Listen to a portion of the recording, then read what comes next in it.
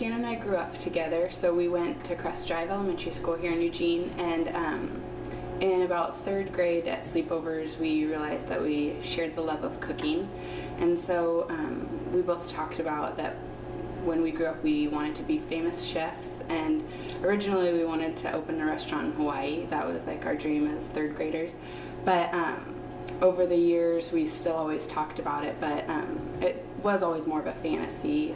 And as we got into college, we had to actually choose career paths and decided that that was something that we still really wanted to do. So Shannon went to culinary school up in Portland and got her culinary degree, and I took business at the U of O, and we decided that we would try to open a restaurant. She would run the kitchen and I would do the front of the house and like the bookkeeping. So we wanted to have a space where people came and with friends and kind of could gather around a table and could have a good conversation. So we wanted, that's where the fondue came in. It was the idea of ordering something that everybody sat around and shared and ate together, and just the atmosphere that goes around whenever you share fondue with friends or family. And so that's where the fondue came from, and being that there was no real other fondue restaurants in Eugene.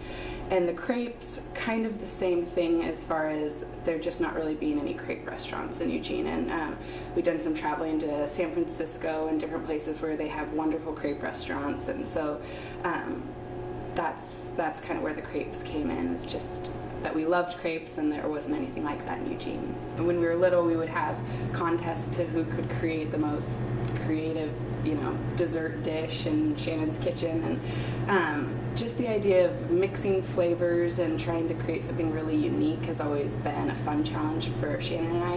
And as we're older and now that alcohol is part of it, it's the same thing where there's so many options, and the flavor creations and the creativity that could go into making a cocktail is something that really appeals to us. So the infusions are just kind of a natural part of that, where you could create so many unique base flavors and then just add on top of that.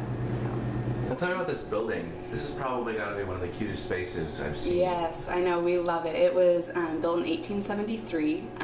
It's probably one of the older homes in Eugene. It was originally a residence, and it actually right now it sits in between 8th and Broadway, but it sat right on 8th Street.